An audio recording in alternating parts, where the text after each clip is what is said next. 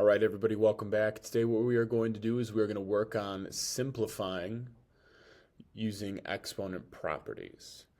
All right, so here's what I mean by that. Let's keep in mind what our properties are. We have the product property of exponents, which means when I multiply two values and their bases are the same, I take their two exponents and I am going to add them together.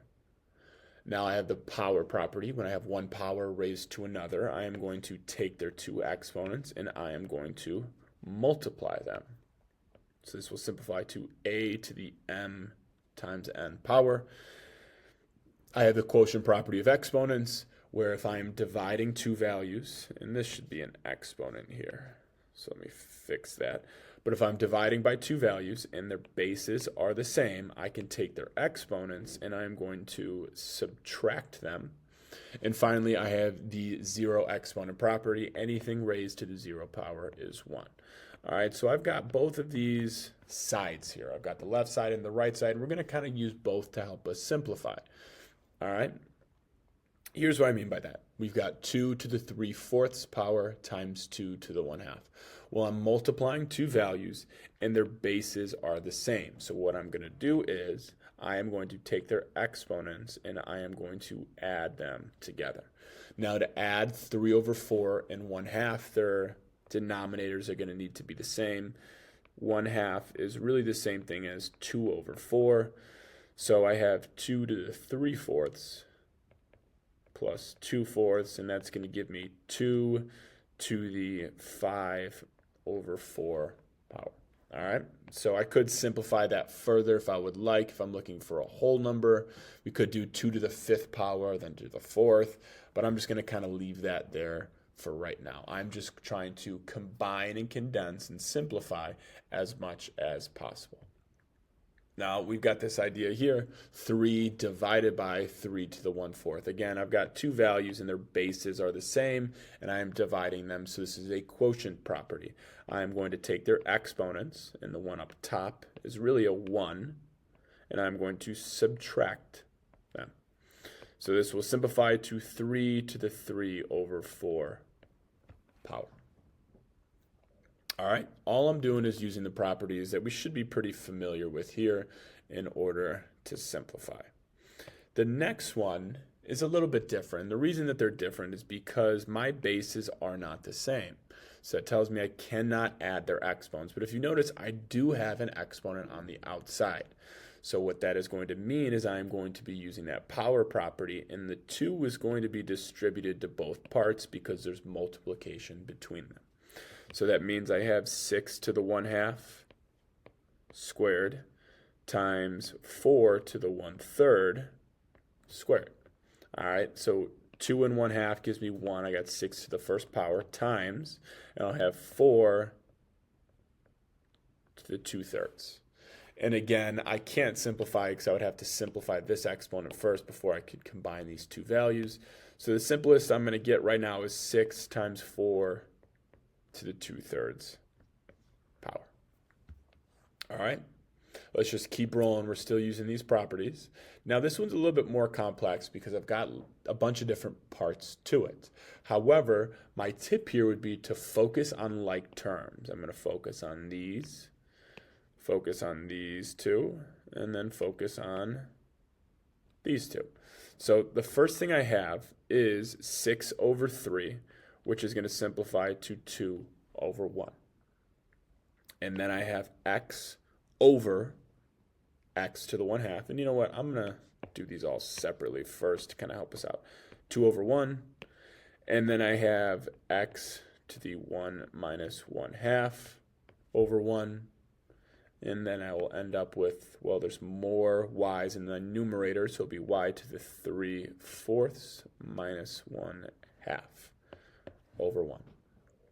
All right, so what we could see here in each of these cases, there are more values in my numerators for the numbers and each of my variables than in the denominators.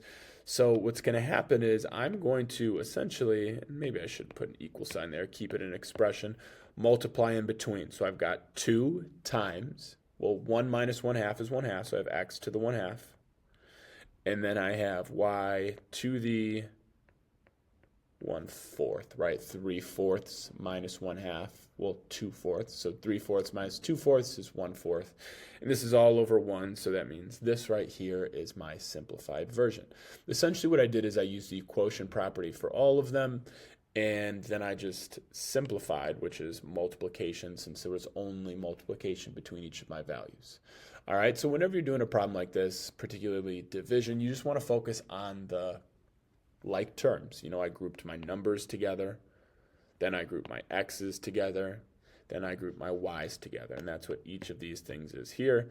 And realistically, I should change this to red because that's what my red circle was for. All right, and then I combined. That's it. Let's see what else we got. All right, we've got one more problem here.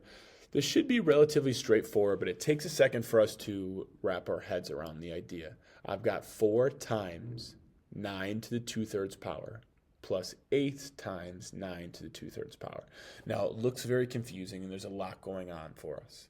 All right, but the part I want to focus on is I've got 4 of these things. We don't know what 9 to the 2/3 power is, but then I'm adding 8 more of them. Well, think about it like this. If I had 4 times some value plus 8 times some value, since those values are the same, I can add their coefficients. So 4x plus 8x would give me a 12x, and that means that I can actually add these values because they are like terms. So I will have 12 times 9 to the 2/3, and that is how we are going to add and subtract like terms when we have rational exponents. If the base and the exponents are the same, then we can combine them, just like we did right here. If they're not the same, they're not like terms. So an example of that might be 4 times 9 to the 2/3. Let's just do minus 5 times 9 to the